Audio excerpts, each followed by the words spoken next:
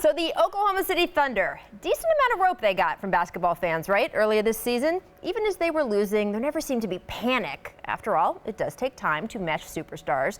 Plus, the defense has been so strong, top 2 in the NBA. So conventional wisdom said once they worked out their clutch time issues, they would be cruising. Problem is, it is not early in the season anymore, and Oklahoma City definitely not cruising. Last night brought another ugly loss, this time to a Charlotte team that came into the game with only one road win the entire season. And hey, for a while, it looked like things might go OKC's way. This Russell Westbrook dunk practically lit the arena on fire. I mean, crazy. And one would think it should spark the rest of the team. Yeah? No. The Hornets promptly answered that dunk with a 22-2 run over the next 3 minutes and change. That was basically the ball game. Carmelo Anthony left afterward without talking to the media. Paul George did talk, and while he stressed the Thunder are not in panic mode, he didn't mince words either. We have to start playing better. It's getting to a point where, you know, we can't allow ourselves to be at this point, you know. We can say we're going to figure it out. We can say all that, but at some point it's got to stop. At some point it's got to stop. That's the key phrase there, and that's where things around the Thunder get interesting. This team's do-or-die point is much earlier than everyone else's. While a team like the Cavaliers, say, can almost wait until the playoffs to fully round into form, PG's contract being up at the end of this season means that Thunder GM Sam Presti has to make a huge decision by the trade deadline. Does he risk Paul walking away in free agency and getting nothing for him, the way things went down with Kevin Durant? Seems unlikely, especially since the players Presti gave up to get Paul, Victor Oladipo and Domantas Sabonis, are flourishing in Indiana right now. Conversely, could Presti get some sort of guarantee from Paul that he won't walk? Well, that was the hope, certainly, when they traded for him, that PG would be so dazzled by the organization, by playing with Russ, he'd want to forego his free agency before it even got started. But that hope is dimming since, well, no one's really dazzled by the Thunder right now. Oh, and did I mention that the NBA moved the trade deadline up this season? That it's exactly 8 weeks from today? Yeah, all that early rope the Thunder had is gone now. This team is officially on the clock, and it's ticking. Janae, I want to talk to you from a player's perspective on this.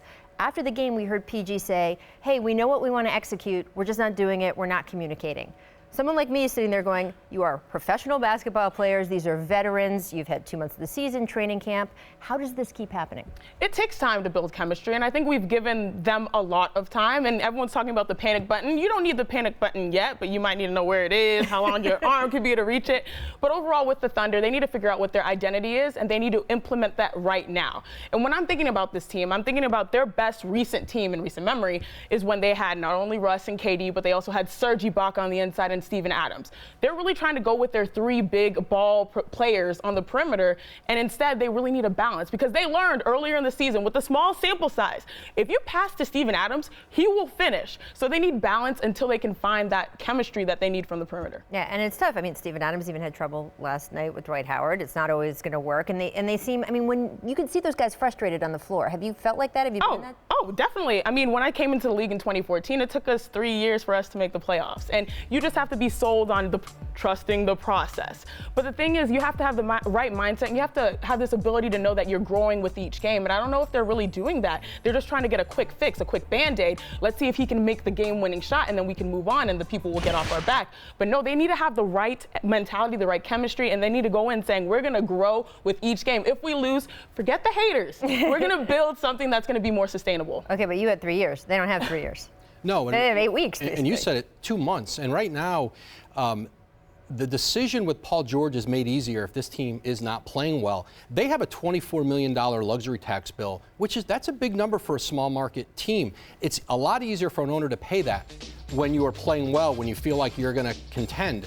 So they not only have that here at the trade deadline to make a decision about whether they want to trim other players off that roster to lower that tax bill. If the owner says, hey, we don't look like a team right now that's competing for a championship, but Paul George and his future, it is very unlikely in 2 months he's going to be able to say to them, I know unequivocally that I am staying. There's no reason for Paul to tell him that.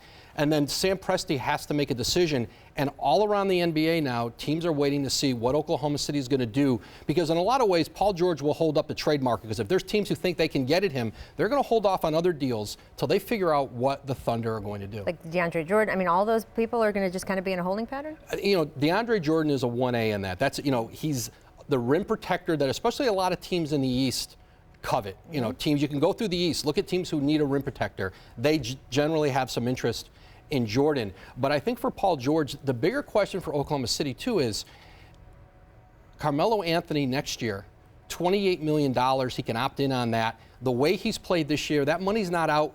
There's not a 3-year deal at a number that gets his money back. We all expect him to opt in because he's going to want that money. So now you're looking at a roster. If Paul George decided to stay, you would really have to gut the rest of that roster. You really have to just dump salary. You're looking at a payroll over $250 million. That would make the Lakers and Knicks and big market Chicago gulp. That can't happen in Oklahoma City. And so they have to operate with the idea that they're probably not going to get Carmelo off next year. And if you're Paul George and you're looking at how they're going to build a team around you, you're looking at the economics of it. Oklahoma City's in a really tough spot here going forward.